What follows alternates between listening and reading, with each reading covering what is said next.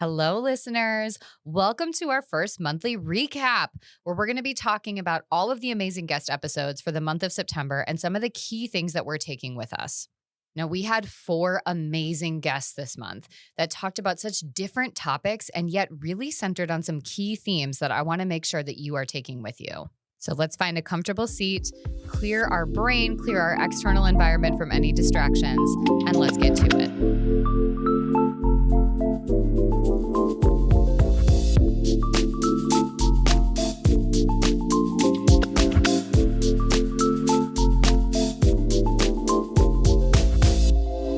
It was so fun to have Sandra, Stacy, Janice, and Emily on the podcast this past month. And while each of these different topics centered on such different focal points, again, I really thought it was cool as I started doing these recaps to come back and realize just how many commonalities there are when we talk about shame and the constructs of any topic. So, one thing that I want to make sure you know, in the show notes of every episode, we always have the content, the information for you to connect with each of those guests. For today's recap, you're going to find in the show notes links to connect with any of those four guests that we're talking about, just to make it even easier for you if you want to take that next step and reach out to any of them to get started in your shame resilience journey or to take that next step in the process. All right, I want to kick off today talking about Sandra, who came on to talk about her experience leaving a cult. Now, one of the reasons that I wanted to have Sandra on was because she was somebody that could really speak to an experience that many of us have only really seen sensationalized on documentaries or read about in a biography of someone's experience. And it was really cool for me to have a conversation with someone that could reflect so much of what a shared experience with someone else might look like. She felt othered. She didn't feel seen. She felt this conflict between her parents of being angry, let down, misunderstood by them, but also feeling so connected to them and wanting a relationship. She had to work on understanding that self love was about integrating every part of her life and her life experience. And she also really struggled with this idea of what it meant to trust herself. And a lot of that had to be rooted to this idea that her self worth in her cult experience had been anchored to what other people said, thought, or did. And while maybe her experiences were more intense or more in the open, all of us have had that. We have all struggled to feel like we are worthy and good enough and that we trust our own selves, our authentic space, because we are worried about what other people are thinking, feeling, wanting of us. So, in that episode, I felt like such a takeaway around how do I, one, look at everything I've endured, taken on, overcome, and celebrate it? How do I honor myself for the things that didn't go the way that I wanted them to? Things that I maybe chose, but also the things that were chosen for me. I didn't have control over what a lot of my life looked like growing up, and it was a part of my experience. And spending all that time dwelling on it isn't going to allow me to heal or to move forward in the best ways possible. I also really appreciated this idea of finding oneself and that sense of being sort of between two worlds that she experienced. So she was out of this cult and then in this everyday life in college and just not really feeling like she fit in either side and any of the norms. So, what does that look like to create a community or to seek out a community where you don't feel like you have to choose, where you don't feel like you have to conform in either side?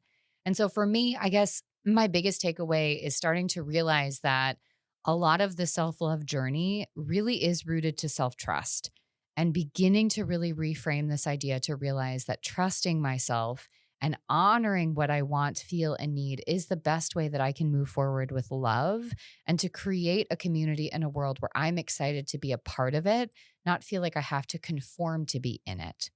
Now, I want to hop over and talk a little bit about Janice, who came on and talked about hidden realities. And there's no surprise here. There's an overlap to a lot of the conversation that we had versus that with Sandra. We were talking about this pressure to perform or to present in this perfect way. And this idea that we're taught as children what it looks like to uphold that sense of perfection. This is the mark. This is where we need to get to. This is who we're supposed to be, how we're supposed to look, how we're supposed to act. And if we don't align with that, then we perform to make it look as though we do.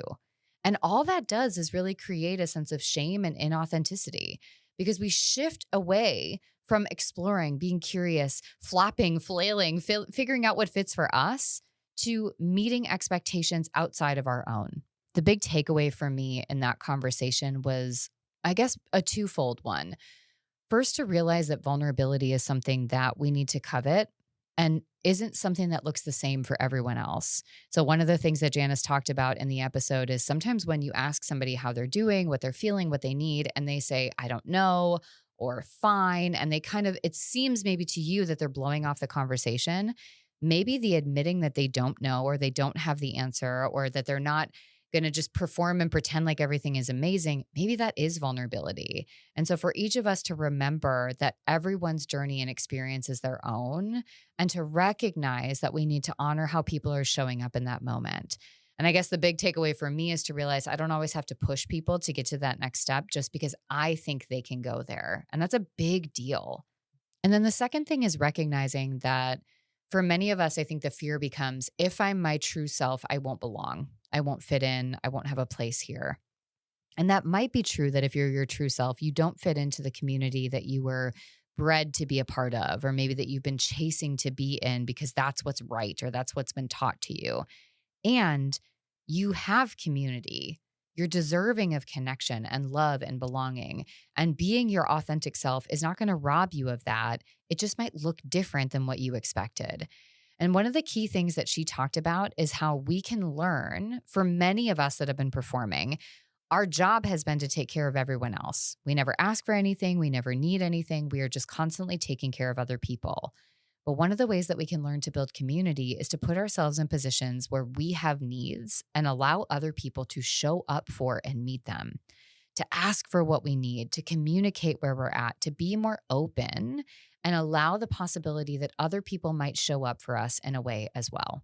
So, one of the big ways that I'm working on that is when someone asks me how I'm doing, I'm honest about what's going on. I don't maybe share every detail, but if I'm struggling, I tell somebody I'm struggling.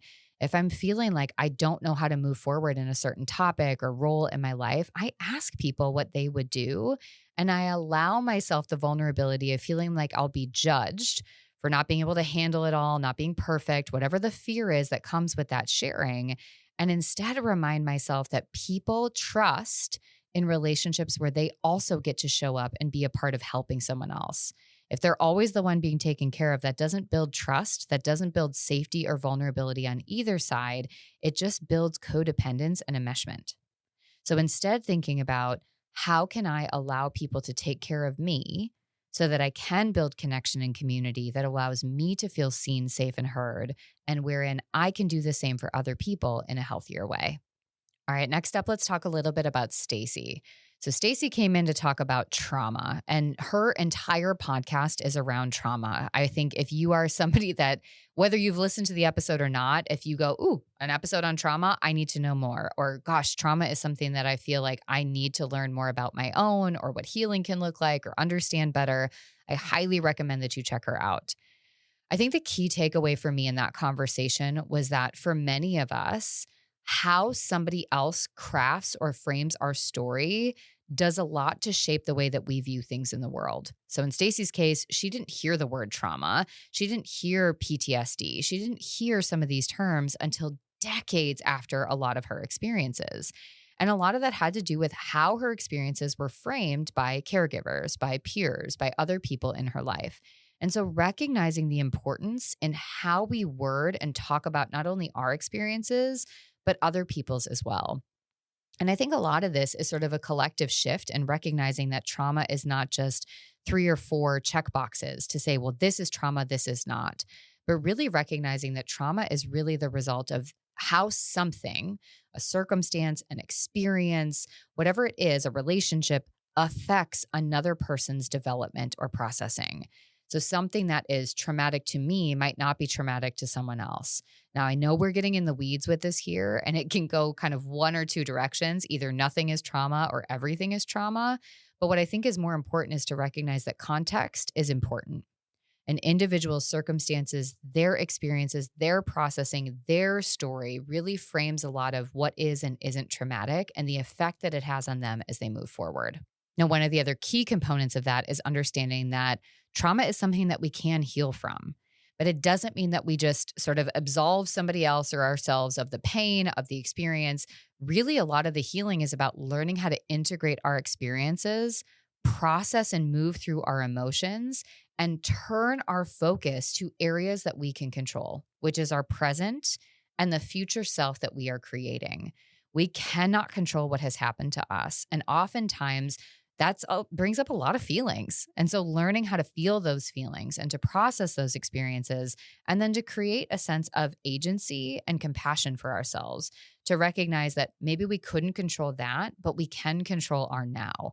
We can heal that inner child, that version of us that didn't get our needs met, that wasn't heard, that experienced whatever you experienced, so that we can find a sense of peace to integrate those past selves and experiences in a way that allows us to move forward.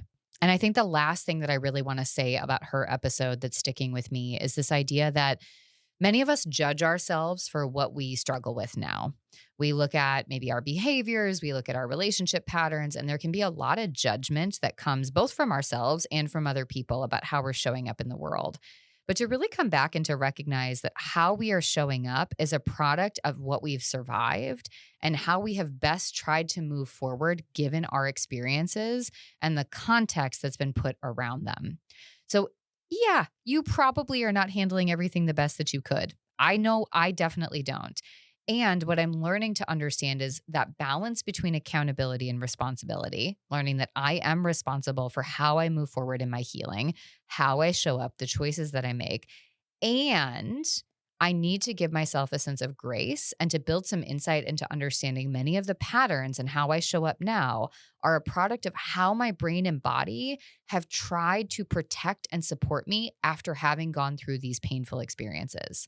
So as you think about this and you think about kind of the work that we talked about in that episode and just how you might move forward thinking about trauma, I want you to create a little bit more of that openness to the process and recognizing that how you are showing up is a product of how your brain and body are trying best to protect and support you. We don't need to dump on ourselves. We need to instead invite that curiosity and also create an invitation inside of ourselves to change how we show up by allowing ourselves to create a world where we are not constantly in a state of vigilance or threat. All right, last up, I want to talk about Emily. And I think it's so interesting. I'm sure we're going to have months where this isn't the case, but just the overlap in all of these topics this month. Because talking to Emily, our conversation was around our childhood trauma and how do we begin to heal that, particularly when we don't become fully aware of it until we're parents ourselves. And so in Emily's case, if we go back to this idea of context, the context that was put around her experiences was that she's fine. And to be fine, and we don't get slowed down by these painful experiences, we move forward. We tuck in our emotions, we set up by our bootstraps, whatever it is, the terms that you've used, and then we just move forward. We smile and we pretend like everything is fine. And when Emily became a mom, she could not do that anymore. And there's so much shame that comes up when we feel like, gosh, I'm not parenting the way that I'm supposed to. I don't like that I'm yelling, that I'm reacting, that I'm doing this. And then we try to fix that without maybe recognizing that a lot of what's happening, a lot of our reactivity, a lot of the ways that we show up as a parent are really reactions to our own inner child wounds. So when something happens and it's maybe a 2 and you're reacting at a 10, or maybe even let's say a 6 or a 7, there's some signaling there that maybe this has nothing to do with what's going on with your child, but that instead this is about your own stuff. And so a lot of our conversation was how becoming a parent or a caregiver or taking on different roles can really bring to the surface that we might have unresolved pain. Whether that falls into the trauma category or not, it's pain that is deserving of space and processing. And learning how we can move through that and create opportunities for healing while concurrently learning how to parent and to raise our little ones in a different way, to provide them a different context, a more expansive view, a safer, more nurturing environment is both challenging and also a possibility. And one of the key things that I think really got reinforced in that conversation is the importance of accountability, not just our own accountability and owning what's ours, but helping create a safety and allowing for other people to be accountable for their actions. So when I think about my relationship with my daughter, I'm so clear about what's mine. I'm also very clear about what's hers. And sometimes that sucks because being a parent is really hard and it means choosing the hard thing instead of choosing the silly fun thing or the passive response. But knowing that that is important because I'm helping her feel secure and holding herself accountable and not knowing that that makes her a bad person or not believing that that makes her a bad person, but instead trusting that that's what makes her human. And then I model that by taking accountability for my pieces. What's mom's to work through? What's mine that has nothing to do with you? And then the third layer, what isn't mine? And where do I hold other people accountable without giving them my power?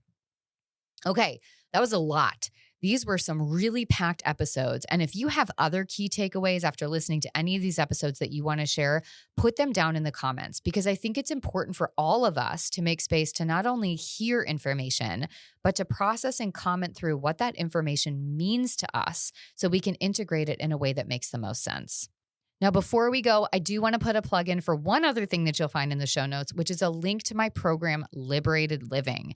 It's an amazing program that comes out twice a year for just 8 people that is entirely focused on radical responsibility, radical acceptance, and accountability, all through a means of empowering you to take ownership of your life and to write a story that you are excited about. Now, it's already open for fall enrollment. We've got a few spots that are left, and I want to highly encourage you to check out that link, learn more about the program, and get signed up today if it's the right fit for you so that you can both make sure you get a spot and hopefully secure that early bird pricing.